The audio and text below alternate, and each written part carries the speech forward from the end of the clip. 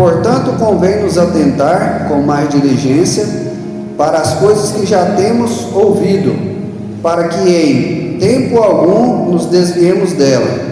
Porque se a palavra falada pelos anjos permaneceu firme, e toda transgressão e desobediência recebeu a justa retribuição, como escaparemos nós, se não atentarmos para uma tão grande salvação, a qual, começando a ser anunciada pelo Senhor, foi-nos depois confirmada pelos que a ouviram?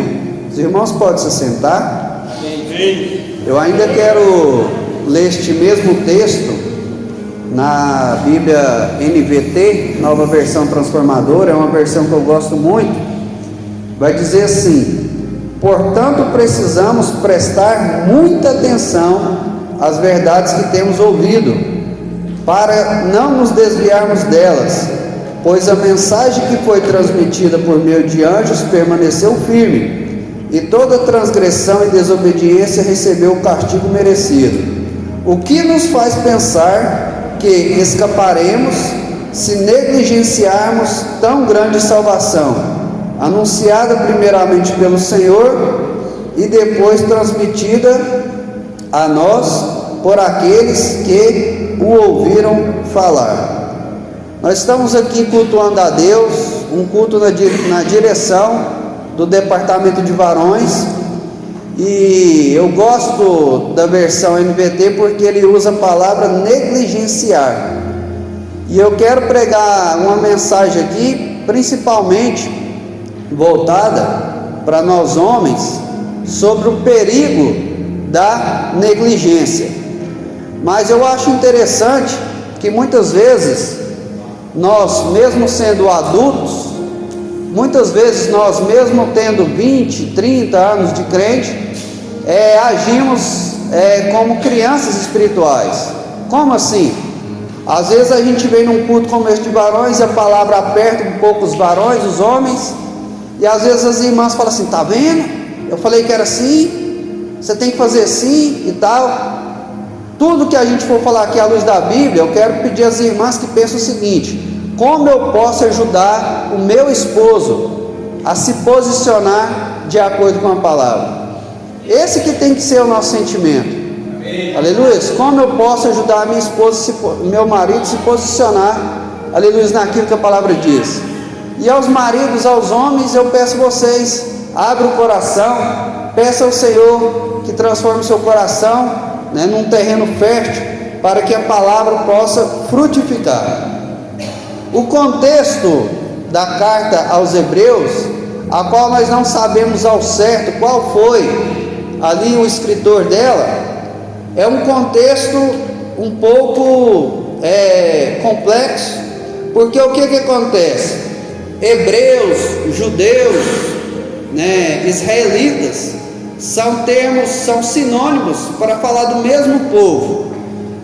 E ali no primeiro século da igreja, próximo ao ano 70, quando foi destruído o templo ali dos judeus, existiam ali muitos hebreus, muitos judeus, muitos israelitas que tinham se convertido ao cristianismo. Porém, irmão Gilberto, quando eles se convertiam ao cristianismo, eles arrumavam muitas adversidades para a sua vida. Eles arrumavam muitos problemas para a sua vida. Por quê? Primeiro, eles tinham a inimizade do Império Romano. Vocês sabem que os imperadores, eles se consideravam deuses, e eles queriam que as pessoas prestassem total submissão a eles. Mas o povo de Deus, os cristãos, a igreja, jamais se curva ao homem, sempre se curva a Deus. E ali o Império Romano ficava chateado, ficava perseguindo eles, porque a adoração nossa é só a Deus, só ao Pai. A obediência irrestrita é só ao Pai. Devemos sim obedecer às autoridades, devemos sim ser submissos às autoridades, desde que essa submissão, essa obediência não altere a nossa submissão e obediência a Deus. Quando eles se convertiam, eles arrumavam um certo problema com o Império Romano. Quando eles se convertiam, eles arrumavam problemas também com os gentios, que eram os demais povos. Por quê? Porque quando a pessoa se converte, uma das coisas que ela mais deseja é ganhar almas, sim ou não? E ali, quando a pessoa vai ganhar almas, muitas vezes ela tem que pregar contra o pecado, sim ou não? E vocês que são pregadores e pregadoras sabem de uma coisa: você quer deixar uma pessoa que não teme a Deus nervosa, você quer deixar uma pessoa que não teme a Deus chateada, é pregar contra o pecado dela. E ali eles começavam a ter inimizade com os gentios, porque eles falavam assim: ó, esse negócio de adorar a deusa Diana não funciona. Pregava contra a idolatria. Alguns criam e os que não criam começavam a perseguir. E é igual hoje. Se você for pregar contra idolatria, se você for pregar contra bebedice. Eu estava conversando com uma pessoa de Deus, ela estava assim: não existe você chegar e falar para a pessoa que a pessoa não pode beber, ela e Deus. Eu falei assim: não pode não? Se está escrito na Bíblia que a embriaguez é pecado, como é que faz então para pregar? Então o que acontece? Você pregar contra o pecado, você arruma problema para a sua vida, mas vale a pena, porque é melhor agradar a Deus do que a homens. Aleluias. Então os hebreus, eles tinham um problema depois que eles se convertiam com o Império Romano. Eles tinham um problema com os gentios, porque eles pregavam contra o pecado. E o pior, eles tinham um problema com os próprios judeus, irmãos de sangue. Por quê? Porque muitos judeus não aceitavam Jesus como Messias Salvador. E esses judeus, eles perseguiam e pegavam pesado contra os judeus que converteram ao Senhor. E vocês sabem, quando tem uma pessoa lá de fora que te maltrata, dói. Mas quando é uma pessoa da sua família, dói mais, sim ou não? Quando é uma pessoa que te ama, que você ama ela, melhor dizendo, que te maltrata, que te ofende, dói muito mais. Porque fora a dor da ofensa, ainda tem aquele sentimento de porquê disso, se eu amo tanto essa pessoa. E nesse contexto, para vocês terem uma noção, o povo hebreu ali, você vai ler a carta, eles estavam sofrendo uma perseguição tão ferrenha, que eles estavam tendo seus bens espoliados. O que é isso? As autoridades chegavam na casa dele e falavam o seguinte: vai continuar com esse negócio de servir Jesus? Vou. Eles iam lá, pegavam os seus móveis, pegavam a sua casa, e eles tinham a escolha: ou ter os seus bens espoliados, tomados, ou negar a Jesus. Mas muitas vezes eles permaneciam firmes para não negar Jesus. Mas aí eu gosto de entrar na história. Eu fico imaginando, eu amo Jesus, mas eu estou ali, eu tenho meus 3 filhos, né? Os 2 mais novos foram para a escolinha, tem ali o mais velho e minha esposa. E eu fico pensando, presbítero Luiz, se as autoridades chegassem em casa hoje e falassem o seguinte: vai continuar com esse negócio de servir a Cristo? Vou. Me dá a chave aqui da sua casa, me dá a chave aqui do seu carro, me dá os seus móveis. E eu fico pensando, numa época de frio igual essa, eu saí com os meus filhos, sem ter para onde ir. Passo o primeiro dia, passo o segundo dia, e aí o que muitos hebreus começaram a fazer? Eles começaram a deixar de congregar, tamanha perseguição. E aí o escritor dos Hebreus vai dizer o seguinte: não deixem de congregar, como é de costume de alguns. Só que não para por aí. Eles ainda falam assim: a perseguição vai aumentar, porque vocês ainda não resistiram até o sangue. Ou seja, chegou o momento naquela época que eles, para servir Jesus, eles foram martirizados. Mas o escritor dos Hebreus fala assim: permaneçam firmes. E aí nos versículos 1, 2 e 3 aqui que nós lemos, né, de Hebreus, versículo 1 vai dizer o seguinte: portanto precisamos prestar muita atenção às verdades que temos ouvidos, para não nos desviarmos dela. Outras versões vão dizer pegar com mais firmeza. Essa palavra mais firmeza no grego, ela significa algo acima de todas as outras coisas, significa algo especial, significa se apegar mais excessivamente. com mais determinação. Meus irmãos, nós vivemos dias difíceis e mais do que nunca nós precisamos apegar com mais determinação as verdades da Escritura. Aleluias. Eu não estou te falando que uma pessoa de Deus, alguém que eu respeito, estava ficando bravo porque você não pode falar para a pessoa que ela tem que reconciliar porque está na cachaça, porque está na bagunça. Meus irmãos, vai ter dia e vai chegar a hora que, dependendo do que a gente falar aqui, as autoridades já vir aqui nos prender. Já acontece isso em muitos países. Você pregar sobre homossexualismo, sobre lesbianismo.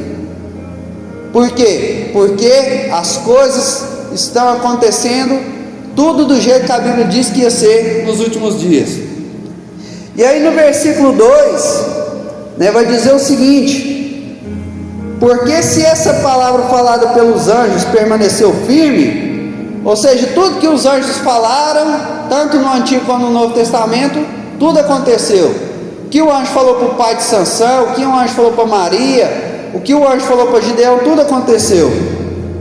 E ali vai dizer ainda o seguinte: toda transgressão e desobediência recebeu a justa retribuição, ou seja, aqueles anjos, que pecaram contra o Senhor, que rebeliaram contra Deus, eles estão reservados para o dia do juízo, sim ou não? E aí ele fala no versículo 3: como escaparemos nós, se não atentarmos para uma tão grande salvação? E como eu disse, eu quero usar o termo aqui, negligência. Nós não podemos negligenciar a oportunidade de salvação. Vocês percebem que o que eu estou pregando aqui está bem dentro do que a pastora disse, os demais irmãos falaram? Posicionamento. Não podemos negligenciar. Essa palavra negligenciar no original significa ser descuidado. Meus irmãos, nós precisamos cuidar, apegar com firmeza, aproveitar as oportunidades que Deus nos dá. Outras pessoas poderão participar de milhares de cultos igual a esse ou melhores, mas desse aqui só vai aproveitar quem veio. Aleluia, glória a Deus. E eu quero falar com vocês sobre o perigo da negligência. Quando nós vamos ler o livro de Gênesis, capítulo do 1 ao 3, em especial capítulo 3, nós vamos ver que Adão, o primeiro homem, o primeiro varão, ele negligenciou a missão que Deus deu para ele. Que missão? A missão de governar a família, governar a esposa, a missão de cuidar. Certamente, se ele não tivesse negligenciado o cuidado com a esposa não ficaria de conversinha com a serpente. E quantas vezes nós, maridos, nós homens, deixamos a nossa mulher em estado vulnerável? Eu trabalhei com uma mulher de Deus, uma mulher crente, uma mulher temente ao Senhor, que o ex-marido dela deixava ela vulnerável, não elogiava, não tratava ela bem, pelo contrário, ofendia ela com palavras. E a gente ficava preocupado, porque qualquer pessoa que chegava lá e falava um elogio, alguma coisa que ela estava bonita, mesmo ela sendo uma mulher crente ou mulher de Deus, ela ficava balançada. Por quê? Porque nós homens não podemos negligenciar o cuidado com sua esposa. Existia um tempo que parece que os homens tinham mais virilidade, que os homens parece que eram mais firmes, mais macho, vamos dizer, como um bom goiano. E naquela época só as mulheres que às vezes deixavam a desejar na parte íntima. Mas hoje existem homens que deixam a desejar e deixam sua mulher vulnerável. Negligenciam o cuidado com a sua esposa, negligenciam o cuidado de colocar, aleluia, o alimento na mesa, negligenciam o cuidado de ensinar os filhos no caminho que se deve andar, negligenciam, e isso vai ser cobrado. Quem comeu o fruto primeiro, Adão ou Eva? Meus irmãos, Eva. E quem Deus cobrou primeiro, Adão ou Eva? Por quê? Porque a responsabilidade estava sobre os homens dele. Ser líder não é só falar alto. Ser líder não é só falar grosso. Ser líder não é só dizer faz isso ou faz aquilo. Ser líder é carregar o peso da responsabilidade. Se der tudo certo, irmãos, você vai receber o galardão, eu vou receber a recompensa. Mas se der tudo errado na nossa família, o peso da responsabilidade está sobre os nossos ombros. Hoje, como eu disse para vocês, irmão Tchãozinho, hoje está ficando difícil, porque se você falar que um homem tem que liderar, que um homem tem que governar, que um homem tem que se impor dentro daquilo que é a tarefa dele, muitas pessoas ficam ofendidas. Mas isso, irmãos, é o que a palavra ensina. E eu acredito que mulher nenhuma crente vai ficar chateada de ter um homem que se posiciona. Eu acredito que todo mundo na família tem que orar, mas o pai de família tem que orar mais que todos. Aleluia. Porque liderar é liderar com exemplo. Aleluia. Eu acredito que todos dentro da casa tem que saber a palavra, mas um homem de Deus tem que saber, o homem da casa tem que saber mais do que todos. Aleluia. Não para contar vantagem, às vezes nem para pregar aqui no púlpito, porque nem todos foram chamados para pregar no púlpito, mas lá na Bíblia vai dizer que a mulher tinha que perguntar ao marido em casa. E infelizmente muitas mulheres, se for perguntar ao marido em casa, meus irmãos, meu Deus, misericórdia. Mas eu digo para vocês, homens, isso aqui não é uma palavra para te chamar a atenção, mas para te chamar e me chamar para o posicionamento. Aleluia. Porque em Cristo nós somos capacitados. Aleluia. Nós podemos falar sobre a negligência de Jonas, e também está tudo dentro do que já foi dito aqui. Jonas, ele negligenciou o seu chamado. E enquanto estava tendo uma tempestade em sua volta, ele estava dormindo, como já foi falado aqui. E quantos homens estão tendo uma tempestade na sua família, uma tempestade na sua igreja, uma tempestade ao seu redor, e os bonitão bem tranquilos, bem sossegados? Meus irmãos, nós precisamos posicionar. No barco que Jonas entrou e dormiu o sono da negligência, aquelas pessoas ali quase morreram e perderam muita coisa. Por quê? Porque aonde um homem fora do propósito de Deus entra, a tempestade vem. Aonde um homem fora do propósito de Deus chega, os problemas aparecem. Aonde um homem fora do propósito de Deus pisa o pé, a bagunça, a contenda, a discórdia chega. Mas Paulo, que representa um homem no centro da vontade de Deus, foi o contrário. Enquanto no barco de Jonas a tempestade veio por causa dele, no barco de Paulo Deus falou o seguinte: nenhum aqui vai perecer, por amor a ti eu vou conservar a vida de todos. Aonde um homem de Deus posicionado chega, aonde um homem de Deus que não negligencia o seu chamado chega, a salvação chega, a bênção chega, a cura chega, aleluia, a fofoca sai, as trevas saem, os demônios saem, porque Deus chega junto com ele. Glória a Deus. Nós podemos falar sobre a negligência do anjo da igreja de Tiatira, ou de Tiátira, como você prefira.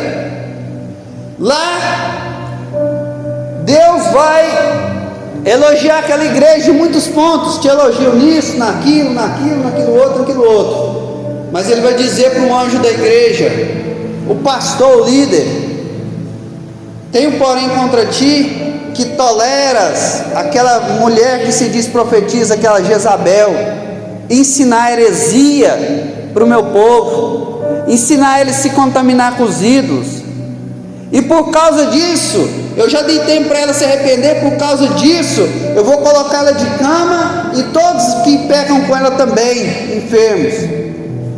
Agora eu te pergunto, a culpa maior não era de Jezabel, a culpa maior era do homem, do anjo da igreja que tolerava ela ensinar heresia.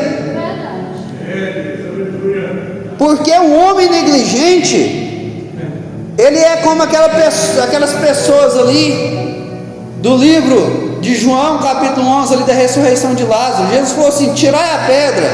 O homem negligente ia pensar: mas cheira mal. Não vamos mexer com isso não. Essa família é grande, esse povo é dizimista, esse povo é encrenqueiro. Meus irmãos, deixa eu te falar uma coisa: não seja negligente. Infelizmente, algumas pessoas já deixaram de caminhar conosco ali, porque vocês já perceberam o pré contra o pecado. Às vezes eu, como pastor, tenho que entrar em algumas questões que a gente nem tem vontade de entrar, irmã Lauriette. Por quê? Porque você está vendo o erro, e às vezes você entra numa questão que você poderia deixar quieto, fingir que não estava vendo, mas por amor àquela alma você entra, e às vezes, muitas vezes você é perseguido. Era o que acontecia com Moisés pelejando para tirar aquele povo da escravidão, para levar para a terra prometida, e quase toda hora eles queriam apedrejar Moisés. É o peso do ministério, é o peso do chamado. Mas não negligencie, aleluia, aquilo que Deus deixa na sua mão. Aleluia, não negligencie. Glórias a Deus. Glórias a Deus. Santo é o nome do Senhor. Meus irmãos, eu quero já concluir essa palavra dizendo o seguinte: nós homens que temos uma responsabilidade maior, porque Deus nos deixou na nossa mão o governo, não que as mulheres não tenham também o seu papel fundamental na igreja, e se não fossem as mulheres, mas como é um culto no departamento, na liderança de varões, eu quero deixar uma palavra mais para homens. Mais do que nunca, irmãos, nós precisamos investir no que já foi dito aqui, um relacionamento com Deus. Mais do que nunca. Você sabe por quê? Porque quando você homem, você homem, serve para as mulheres também. Quando nós estamos de acordo com a palavra, o resultado é maior e o esforço é menor, porque nós estamos dentro da vontade de Deus. Agora, quando nós estamos fora da palavra, agindo por nós mesmos, o esforço é maior e o resultado é menor. Quando tem resultado, vocês lembram muito bem dos apóstolos pescando, né? Pescou a noite inteira, não pegou nada, quase igual eu quando vou para a beira do rio, né? Gasta só dinheiro e suja roupa e pega carrapato, né? E aí, segundo a palavra, eles lançaram as redes. E aí, meus irmãos, não é a rede que pega o peixe, é o peixe que pula dentro da rede. Aleluia! Então nós homens, irmãos, nós precisamos investir em relacionamento com Deus. Está aqui os nossos irmãos, que o irmão Luiz, que já é uma geração antes da minha, ele sabe que antigamente, quando a pessoa fala assim, um exemplo, vamos tomar um sorvete, quem chamava era que pagava, não era? Não é igual hoje que, né, todo mundo, cada um dá suas moedinhas, seu dinheiro não. E quando Deus te chama, irmãos, é Ele que te garante. Eu tinha um desejo de fazer uma cruzada evangelística na África.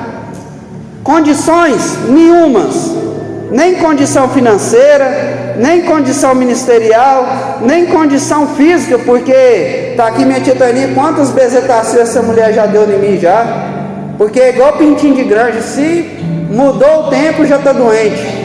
Eu fui lá, comi o que eles comeu, bebi o que eles bebeu, deitei onde eles deitou, nem espirrar eu espirrava, meus irmãos. Por quê? Porque quando Deus te envia, Ele te garante. Então nós precisamos mais do que nunca estar aliançados com Deus, ter uma comunhão íntima com Deus, porque quando nós estamos no centro da vontade de Deus, o resultado é maior e o esforço é menor. Amém? Eu agradeço a Deus por essa oportunidade, evangelista, pastor Lucas, muito obrigado, em nome de Jesus.